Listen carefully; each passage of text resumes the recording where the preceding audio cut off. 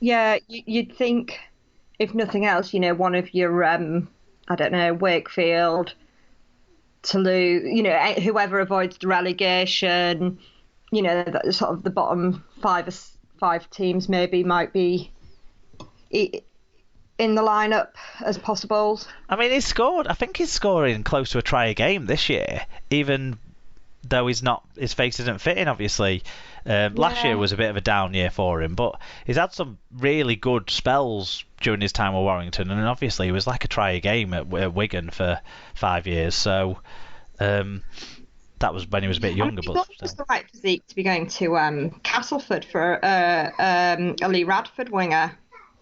Maybe just needs to bulk up a little bit. They've got about 7,000 wingers at Castle, haven't they? I think that's the one thing there. Yeah, But we'll but see. I hear that Fanny was off for Wigan, so Seriously. that'll free up a little bit. Yeah, Oh, that's what I heard today. God. This is a react. I'd not heard that rumor yet. This is a reaction like any Saints fan when they heard they were getting Hurrell. So hopefully he's like passable as a player, like Hurrell's been. uh, I've heard that Warrington are in for Daryl Alferts, who Pal knows from Cass. So yeah. Connor Wrench, it was kind of announced during the Sky coverage that he signed a new contract extension, so it hasn't been formally confirmed, but I guess if it's even a 1 year deal, he'll have 2 more years left at Warrington on the contract he's got. So I think he's earned that. He's impressed people, hasn't he? Yeah, and they want to keep him dirt there. They don't want to run the risk of him going somewhere else. No. Do you want to cover the next one about the prop forwards? Yeah, so Warrington have signed Thomas Mikael from NRL sides West Tigers, while Gil Dudson and Sam Cassiano will both join from Catalan Dragons for the 2023 season on 2 year deals. Prop Mikael, who's 24, joins on a 2.5 year deal, having played 66 games in the elite Australian competition. Fellow front rowers Dudson is 31. He has 20 tries in 272 games across his career, including spells at Wigan and Salford. Cassiano, who's 31, has played 225 games with Canterbury, Melbourne, and Catalans. Yeah, I don't know how to pronounce his name either, so I guess we'll learn in a couple of weeks' time when they play Leeds. But Warrington have talked a lot about lacking. The Warrington fans have talked a lot about lacking size, lacking punch. Well, they've certainly added size there, haven't they? In what they've added to the Yeah. squad. So they can't. I guess they won't have that as a criticism next year. And the other line I suppose to mention is they've taken Kyle Amor on loan from St Helens for the remainder of the season. So Amor, who's been he spent a lot more time commentating on rugby league than he's spent playing rugby league, hasn't he, in 2022 so far? Yeah. He's obviously a bit of a stopgap, a very experienced player. I'm guessing it's his last season, and he might try and get himself through to another World Cup with Ireland, and then maybe call it a day. Kyle Amor, that's my guess, because he's doing well with his media stuff, isn't he? We're all rating him. So yeah, Yes. but they needed something, didn't they? So they've got McKaylee and Amor in. So that Yeah, I mean, it's quite an impressive. I mean, I don't know much about Mikhail, but I do rate Kyle more quite highly. So from a sort of leadership and mindset point of view as well, we talked so much about Warrington culturally being off. Well, Amor seems like a level-headed, hard-working kind of guy who's got the best out of any talent he's got, but also seems to have a good thought process about the game, which we're learning lots more about this year with him commentating on every second game on television. So, yeah, so yeah, I think that's a positive for Warrington. yeah, Okay, let's move on, shall we? Huddersfield versus Toulouse, and Huddersfield warmed up for the cup final with a narrow victory over bottom side Toulouse. It was 12-6 to Toulouse at half time, but Huddersfield were able to come back and win. In fact, was it 12-4? I can't remember. I might have written that down wrong. But they came back to win 17-16 anyway in front of 3,926. Jack Smith was the referee. On the team stats, the score was close and some of the stats were close too. 3 tries each, only 48 metres difference in metres gained. Huddersfield had slightly more metres, but Toulouse made those metres at a slightly better average gain. There was only one break different. Huddersfield had one more, and the error count was level at 10 each. The Giants side did have a worse team tackle success rate, but it didn't seem to matter this week how bad your tackle success rate was. Toulouse conceded twice as many penalties. That did matter in the end, obviously. That's never going to help you, is it? No, 10-5 on that count. So yeah, what about the individuals? Yes, in terms of Huddersfield players, Ash Golding with 1 try assist, 154 metres. Jerry McGilvray with 147 metres. Leroy Kudger with 123 metres. And Danny Levi with making 40 tackles. For the losing Toulouse side, Latrell Schmaukel with 206 metres. Ollie Ashelbolt with 1 try, 159 metres. Matty Russell with 1 try, 6 tackle busts, 155 metres. And Daniel Alvaro with 44 tackles, and 10 of them were marker tackles.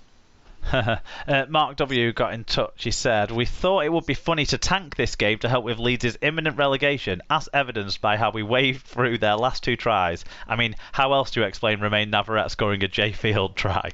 About 50 minutes in there, we got word the Rhinos were actually winning, so decided we may as well make a game of it. Never in doubt." More seriously, Mark says, Toulouse looked miles better with Alvaro and Norman, and we'll get some more wins this year, whereas we just didn't look switched on until the last half hour. We spent most of the game with Russell off injured. If him and Farge are both out next week, I worry for our chances, because Cogger was really poor up until his redemption drop goal. Yep, and SL Review, who again tells us that they're NRL Review's cousin, said, "So close, but it was theirs to lose. Fluddersfield, get out of jail." Interesting that he went with Fluddersfield as his little joke there, because actually the conditions for the start of the game looked pretty awful. Yes.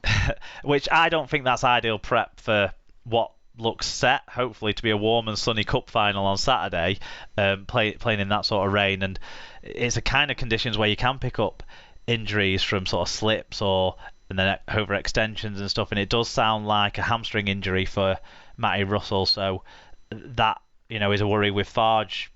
He'll play, Farge will play, but it's clearly not 100% if he's been in and out of the side as much as he has all season, really. One thing that we've got to see in this game that we haven't seen enough this year, I think he's only played 3 games now, is Matthew Jusame, which he is basically, if an American cartoon had a French person in it, he looks like Jusame looks, doesn't he? It's just the perfect cartoon caricature of a Frenchman, so that's always enjoyable. He grabbed his first Super League try in the first try of the game. So yeah, I wanted to talk about that, but anything you wanted to talk about? Yeah, so I saw some highlights. I think actually after the Salford-Castleford match, they went over to show the highlights, and the Navarrete try was just absolutely shocking defence, wasn't it? It shows that Lola Here's defence does have a question mark against it. Yeah. I know it's a big prop forward, but he had plenty of space to manufacture some sort of legs tackle on him that would have stopped him from scoring, and he got nowhere near, really. No, it was it was it wasn't the sort of try that you expect to see Navarrete scoring. No. And the other thing, although it looks like a very close match, was there was Jermaine McGilvray no try during the match as well. Fairly near the end, I think it was disallowed. And I personally, when I saw it, I am not sure. I think with a video ref, it would have been allowed. Which would have sort of put them slightly further. Yeah, it would have been a win by a try rather than a drop goal, I suppose. Yeah. But yeah, I pulled out. Huddersfield scored another try, like they've scored all year long. And at first we just, I guess, thought McQueen's in great form and scoring all these tries, but actually in his absence recently, Hewitt's done. He's just picked up the try scoring where McQueen left off. It's the plays, the setup, those short kicks that they put into that channel where the right second rower is the person chasing it. Clearly, it's something they work on. Clearly, it's something they execute really well. Either Farge or Lola here putting them through. No one's been able to combat against Huddersfield all year yet. I mean, Wigan coughed up one last week in that game, and there was one again in this game against Toulouse. I think Wigan have to watch out for those plays on Saturday because it works almost every time for Huddersfield, and it's defeating everyone. Yeah, they're certainly going to score at least one from that, aren't they, in the game? You'd think so. Yeah. Yeah. I mean, I suppose from Toulouse's point of view, it's encouraging. It's another match where they've come very close, but on the flip side, it's another match that they've come very close and haven't managed to win. Yeah. I mean, Alvaro had a lot of meters last week, had a lot of tackles this week. He's had an immediate impact. The stats didn't jump out for Corey Norman, and you didn't really see him flash on the highlights, but you wouldn't expect that with the length of time he's been out of the game and it being his first game back. But they'll build. It's just they have to either make sure somehow Wakefield don't win too many games whilst they're still building, or they click quickly, and then it'll be interesting to see where both teams are at when they get to that Magic Weekend game. That's a definite. Yeah. Couple of bits of Toulouse-related news to cover off actually with this game. Chris Hankinson, the goal kicker and centre, he got a grade A dangerous contact charge. That's a no-match penalty notice for him. He's been a good boy overall, it seems. So no games missed, but he's now got a charge. And they've also confirmed that USA international centre Junior Vaivai has left the club with immediate effect. So he made 31 appearances for them over a 3-year stay, but 5 of those did come in Super League this year, and obviously one of those years was a write-off. So it looked quite good when he's played. He's scored or set up tries. Defensively is not amazing, but it's a hole to fill. But maybe they've done that with the knowledge that they're filling that. I don't know. Maybe they've got someone else lined up to come into the squad, which I suppose might be a positive. Yeah. Yeah, we'll wait and see. Hopefully, though, Vaivai gets some games so he can play for some USA internationals down the line. Okay, let's move on to Leeds versus Wakefield. It was 12-6 to Leeds at half-time, and they, for them, romped home, 24 points to 6. Good crowd for Rowan Smith's first home game in charge of the Rhinos, 14,190. Chris Kendall was the referee. In terms of the team stats, meter stats were actually quite close. Leeds only made 27 more, and Wakefield actually had a marginally better average gain. But Leeds made 4 more breaks and 8 fewer errors. Big error count for Wakefield. And they had a 5.6% better team tackle success rate. Wakey fell below 90%, and that did hurt Wakefield in this game. It hasn't hurt some of the other sides we talked about, but it did hurt Wakefield. They made a lot of mistakes, it seems like. What about the individuals? Yes, so individually, Zach Hardacre with 6 tackle busts and 142 metres. David Fusitua with 1 try and 140 metres. Blake Austin with 1 try, 1 try assist, 5 tackle busts and 122 metres. And Ash Hanley with 5 tackle busts and 119 metres. For the losing Wakefield team, it was David Fafita with 165 metres, Tom Lynham with 117 metres and 3 successful offloads, and Reese Lynn with 108 metres. I'd forgot Tom Lynham was at Wakefield. Dr. Bob Phillips said, not exactly an inspiring performance, but good to hear James Bentley doing all the stuff we hate him for. Violence, forced relaxation, hard tackles, and a couple of tries. Wakefield still seem way off the pace they had earlier in the season, though. Yep. SL Review said, Sleetfield snoring their way towards relegation. Rowing Smith might be able to keep them in the leads. Oh dear. Wakey White said, although another frustrating game for Wakey despite the scoreline, I thought we actually looked really aggressive and solid in defence. We needed to be, though, considering we couldn't make it out of our own 40 without dropping the ball, passing it forward, or simply passing it into the stands. Bentley should cop a big ban for the truly vile spear tackle at 12-6 that sent Mins for a HIA, but Kendall felt a penalty was appropriate. Yeah, that's not the